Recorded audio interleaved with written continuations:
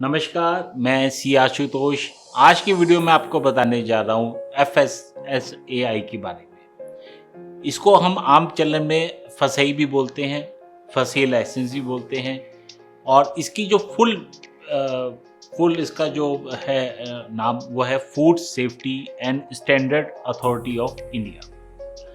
ये क्यों ज़रूरत है? FSSAI की क्यों ज़रूरत है? ये हमें क्यों रजिस्टर करवाना चाहिए और इसके करवाने से हमें क्या क्या बेनिफिट्स हो सकते हैं? तो देखिए, अगर आप मान लीजिए कोई फूड बिजनेस ऑपरेटर है और कोई भी फूड बिजनेस का काम कर रहे हैं, चाहे तो आप सेल कर रहे हैं, चाहे मैन्युफैक्चरिंग कर रहे हैं, चाहे कुछ भी कर रहे हैं, तो उसके लिए आपको फसई लाइसेंस लेने की बहुत ज़रूरत है। उसके बिना आप कोई भी काम भारत में नहीं कर सकते हैं। अगर आप करते हैं तो इलीगल माना जाएगा और आप पे स्ट्रिक्ट एक्शन और स्ट्रिक्ट कार्रवाई की जाएगी।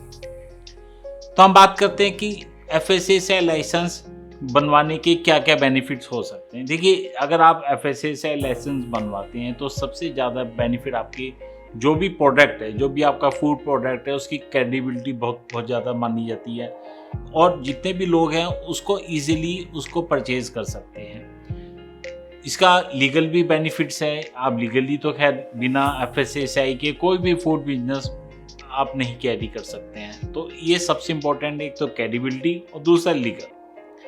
अब हम बात करते हैं कि FSSAI में किस टाइप के लाइसेंस है और किस टाइप के रजिस्ट्रेशन। तो देखिए, FSSAI में सबसे होता है बेसिक रजिस्ट्रेशन, जहाँ पे आप जो भी आपके फूड वेंडर्स हैं, स्मॉल फूड वेंडर्स हैं या रेहड़ी जो काम करते हैं, उन सब के लिए बेसिक रजिस्ट्रेशन ज़्यादा बेनिफिशियल रहेगा। और उनकी सेल भी अगर कम होती है, मान लीजिए उनकी सेल एक साल में 12 लाख रुपए या उससे कम होती है, तो उनके लिए बेसिक रजिस्ट्रेशन सफिशिएंट है। अगर आपकी सेल 12 लाख से ज़्यादा की है और आप कोई डिफरेंट काइंड ऑफ बिजनेस करना चाह रहे हैं, आप कोई स्मॉल पेटी बिजनेस नहीं करना चाह रहे हैं बल्कि स्टैब्लिश बिजनेस करना चाह रहे हैं और आपकी टर्नओवर 12 लाख से ऊपर हो जाती है, उस केस में आपको स्टेट लाइसेंस के लिए अप्लाई करना पड़ेगा। तीसरा होता है सेंट्रल लाइसेंस। सेंट्रल लाइसेंस उसको अप्लाई करना पड़ेगा जिसकी टर्नओवर 20 करोड़ से ऊपर हो जाती है। अगर आपकी टर्नओवर 12 लाख रुपए से ज़्यादा है लेकिन 20 करोड़ से कम है, तो उस केस में आपको स्टेट लाइसेंस लेना पड़ेगा।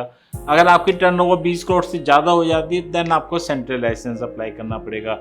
या आपको अपने फूड को इंपोर्ट करना है या एक्सपोर्ट करना है, या कई और भी कैटेगरीज होती हैं जहाँ पे आप बिना सेंट्रल लाइसेंस के आप अपना काम शुरू नहीं कर सकते, तो वहाँ पे आपको सेंट्रल लाइसेंस देना होगा food safety and standard authority of India का। तो हम आज पहले शुरुआत करते हैं बेसिक रजिस्ट्रेशन से। देखिए, बेसिक रजिस्ट्रेशन बहुत ही बेसिक होता है, बहुत ही सिंपल होता है। इसको इजीली आप ले सकते हैं, बनवा सकते हैं ऑनलाइन जाके।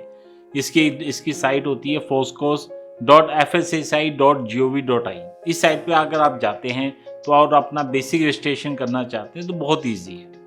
इसके लिए आपको जो पेपर्स चाहिए होंगे, जो रिक्वायरमेंट होगी, उसमें आपको चाहिए होगा पासपोर्ट साइज फोटोग्राफ। जो भी आपके ऑनर हैं या जो भी डायरेक्टर हैं उन सब की उनकी पासपोर्ट साइज फोटोग्राफ। दूसरा आपको चाहिए होगा इसमें जो भी अथोराइज पर्सन है उनका नेम, उनका एड्रेस, वो आपको चाहिए होगा। उसका प्रूफ भी चाहिए होगा। प्रूफ आपका आधार कार्ड हो सकता है जिससे आप अपना पर्पस सॉर्ट आउट कर सकते हैं। तीसरा होगा, अगर आप अपने नाम पर ना लेके अपने किसी ऑर्गेनाइजेशन के नाम पे काम करना चाहते हैं तो उसके लिए उस ऑर्गेनाइजेशन का नाम प्लस में उसका एड्रेस प्रूफ आपका होना बहुत ज़रूरी है। तो ये 3 बेसिक डॉक्यूमेंट्स हैं जिसके बेसिस पे आप अपना बेसिक रजिस्ट्रेशन के लिए अप्लाई कर सकते हैं और आपको ये विदिन 2-3 डेज़ के अंदर अप्लाई करने के बाद मिल जाता है। इसमें कोई बहुत ज़्यादा प्रॉब्लम्स नहीं होती है। इसमें आपको अपना नेचर ऑफ बिजनेस, यानी आप जो बिजनेस करना चाहते हैं, बहुत ही स्मॉल बिजनेस जैसे आपके रेस्टोरेंट हो गए हैं या कोई बहुत छोटे से पेटीज फूड स्टॉल टाइप के हो गए हैं, ये लोग अप्लाई कर सकते हैं। यानी इसमें आपको नेचर मेंशन करना पड़ेगा कि आप किस टाइप का नेचर, आप रेस्टोरेंट का बिजनेस करना चाह रहे हैं या छोटा मोटा बिजनेस करना चाह रहे हैं, तो वो आपको उसमें मेंशन करना पड़ेगा।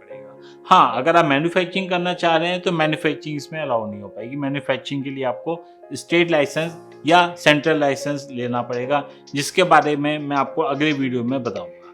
अगर आपको इस टॉपिक से संबंधित कोई भी डाउट्स हैं या आप कोई भी क्लैरिफिकेशन लेना चाह रहे हैं तो आप नीचे लिखे मेल आईडी से उसको भेज सकते हैं। हम कोशिश करेंगे कि उन सभी डाउट्स का, उन सभी प्रॉब्लम्स का टाइमली सॉल्यूशन दे सकें। धन्यवाद।